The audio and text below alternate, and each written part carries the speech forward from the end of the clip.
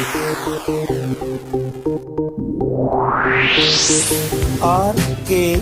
स्वागत है दोस्तों आपका एक बार फिर से हमारे YouTube चैनल RKB कैंफी वीडियोस में। पिछली वीडियो में हमने आपको विद्युत रसायन के पहले 8% जो पाठ्य निहित हैं उनके सॉल्यूशन आपके सामने प्रस्तुत कर दिए हैं। आज हम उससे आगे के कुछ प्रश्नों को लेकर चलते हैं। तो आइए देखते हैं क्वेश्चन नंबर 9।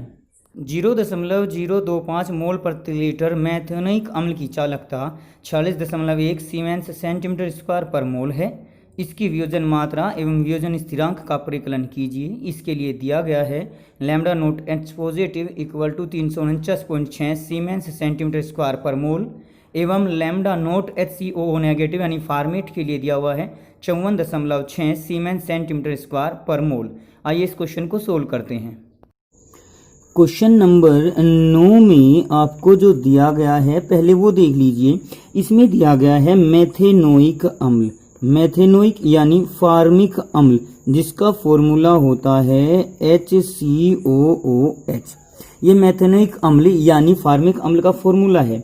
इसके लिए सबसे पहले सांद्रता दी गई है 0.025 मोलर सांद्रता दी गई और इसके बाद कहा गया है कि इसकी जो इस सांद्रता पर आपकी मोलर कंडक्टिविटी है वो m के रेस्पेक्ट में c पर लेकर चल सकते हैं।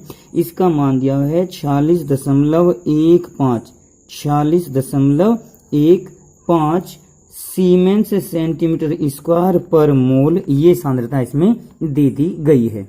इसके पश्चात इसमें पूछा है कि इसके लिए डिग्री ऑफ डिसोसिएशन यानी जो इसके वियोजन की मात्रा है एक तो वो ज्ञात करनी है और एक वियोजन स्थिरांक k का मान आपको ज्ञात करना है।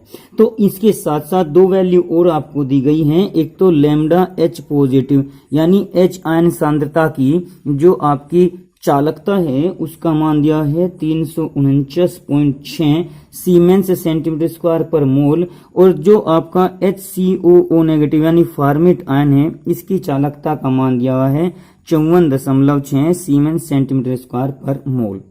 देखिए ये जो HCOOH है फार्मिक अम्ल ये एक दुर्बल अम्ल होता है और दुर्बल या किसी भी यौगिक की जो चालकता होती है अगर लैम्डा HCOOH निकालें तो ये lambda H positive plus lambda HCOO negative यानी कोलराउस नियम के अनुसार अगर देखें तो उसमें कहा गया था कि किसी भी पदार्थ की चालकता उसमें उपस्थित आयनों की चालकता के योग के बराबर होती है। तो यहाँ से पहले हम अनंत तनुता पर यानी लिमिटेड जो सांद्रता है उस पर इसका मान निकाल लेते हैं। यहाँ C सांद्रता पर ये चालकता दी हुई है।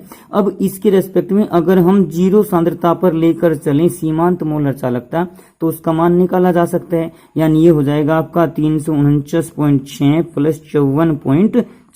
जैसे ही इसको जोड़ के देखेंगे आप लोग तो इसका मान आ जाएगा 404.2 सीमेंस सेंटीमीटर स्क्वायर पर मोल।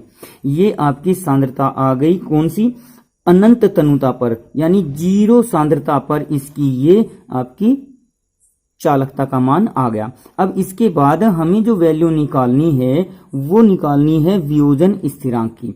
जैसा कि आपको थ्योरी में बताया गया था कि वियोजन स्थिरांक अल्फा का मान किसी सांद्रता पर जो चालकता होती है वो अपोन अनंत तनुता पर चालकता से अगर हम डिवाइड कर दें इसको तो हम अल्फा यानी वियोजन स्थिरांक का मान निकाल सकते हैं।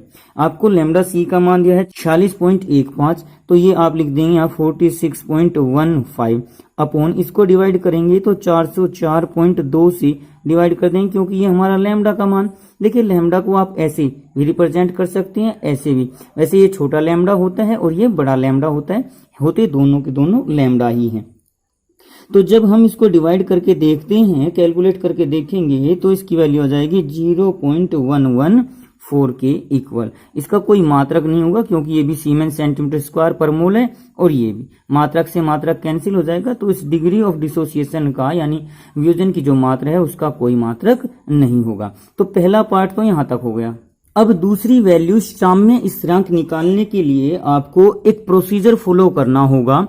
यहाँ न केवल फार्मिक अम्ल बाकी अन्य पदार्थों के लिए भी अगर हमें वियोजन स्थिरांक निकालना है तो इस प्रोसीजर को फॉलो कर सकते हैं। जैसे फार्मिक अम्ल होता है HCOOH जब ये वियोजित होगा तो वियोजित होकर ये H पॉजिटिव और HCOO नेगेटिव फॉर्मेट आयनों में टूट जाता है। अब यहाँ पर हम दो अवस्था ले सकते हैं, एक तो ले सकते हैं प्रारंभिक अवस्था या सांद्रता C पर। जब C सांद्रता होगी तो इस HCOO का मान होगा C और प्रारंभ में H पॉजिटिव 0 HCOO नेगेटिव की मात्रा 0 होगी। ये ठीक उसी प्रकार से है कि अगर हम एक हाथ में कागज ले लें और दूसरे हाथ में जलती हुई तीली और दोनों को पास न लाएं तो क्या हमारी राख यानी उत्पाद बन सकता है? तो प्रारंभ में ये वियोजित नहीं होता, राख भी हमारी जिस प्रकार से प्रारंभ में नहीं बनती उसका मान 0 होता है, तो यहाँ भी हमारा HCOH प्रारंभ में वियोजित न होता और जो हमारा ये उत्पाद है इसकी सांद्रता 0 होगी। लेकिन जैसे ही साम्यावस्था आएगी तो साम्यावस्था में से इस HCOOH के 1 मोल में से मान के चलिए वियोजित हुई मात्रा अल्फा है जिसका मान हमने अभी कैलकुलेट किया, तो ये वियोजित मात्रा अल्फा H पॉजिटिव की हो जाएगी अल्फा, HCOO की हो जाएगी अल्फा। लेकिन यहाँ पर सांद्रता ली हुई है C, तो एक में से अल्फा निकली तो C में से C/1 माइनस अल्फा, ये C अल्फा और ये C अल्फा हो जाएगी। तो इस प्रकार से समीकरण आपको हर एक क्वेश्चन में लेनी पड़ेगी। आप अन्य पदार्थों के लिए भी इसी प्रकार से इक्वेशन को लेकर चल सकते हो। अब जो साम्य स्थिरांक होता है जिसको हम K से प्रदर्शित करते हैं वो सामान्यतः उत्पाद की सांद्रता के बटे में अपॉन में रिएक्टेंट यानी अभिकारक की सांद्रता को लेकर हम चलते हैं। यहाँ पर चूंकि ये पदार्थ वियोजित हुआ है तो इसको हम वियोजन स्थिरांक भी बोल सकते हैं। अम्ल के लिए हम इसको अम्ल स्थिरांक भी बोल सकते हैं। तो यहाँ पर प्रोडक्ट यानी उत्पाद एक तो है H पॉजिटिव, दूसरा है आपका HCOO नेगेटिव, अपॉन में अगर हम अभिकारक की बात करें तो वो हमारा है HCOOH। अब जैसे ही हम इनकी सांद्रताओं की वैल्यू यहाँ पर रखेंगे तो ये वैल्यू H पॉजिटिव की वैल्यू तो है हमारी C अल्फा, HCOO की भी है C अल्फा, अपॉन ये है हमारी C/1 माइनस अल्फा। तो यहाँ पर एक C से एक C कैंसिल, तो ये हो जाएगा Ka equal to C alpha square upon 1 minus alpha. इस प्रकार से हम Ka का मान निकाल सकते हैं। लेकिन अल्फा की वैल्यू अभी हमने निकाली थी जो आई थी 0.114, ये निकाली थी अभी हमने। तो ये वैल्यू जैसे ही हम यहाँ पर रखते हैं तो Ka इक्वल टू C की वैल्यू थी हमारी 0.025, अल्फा की वैल्यू थी हमारी 0.114, उसका वर्ग कर दिया अपॉन 1 माइनस 0.114। अब इसको हमें कैलकुलेट करना है। ये कैलकुलेशन आप लोग स्वयं करेंगे क्योंकि मुझे केवल आपको प्रोसीजर बताना था, वो प्रोसीजर मैं आपको समझा चुका। अब अगर आपको इसमें कहीं किसी प्रकार की प्रॉब्लम है तो आप इसको कमेंट बॉक्स में लिखकर हमसे पूछ सकते हैं, बता सकते हैं, लेकिन ये कैलकुलेशन आपको स्वयं ही करनी होगी। अब मैं केवल इसका यहाँ पर फाइनल आंसर लिख रहा हूं जो आ जाएगा 3.67 इंटू 10⁻⁻4 मोल प्रति लीटर के इक्वल आ जाएगी। तो इस प्रकार से हम ऐसे अन्य क्वेश्चंस को भी कर सकते हैं। क्वेश्चन 10 में दिया गया है कि यदि एक धात्विक तार में 0.5 एम्पियर की धारा 2 घंटों के लिए प्रवाहित होती है तो तार में से कितने इलेक्ट्रॉन प्रवाहित हो सकेंगे। देखिए क्वेश्चन नंबर जो 10 आपको दिया हुआ है उसमें हमें फैराडे के नियमों का प्रयोग करना पड़ेगा।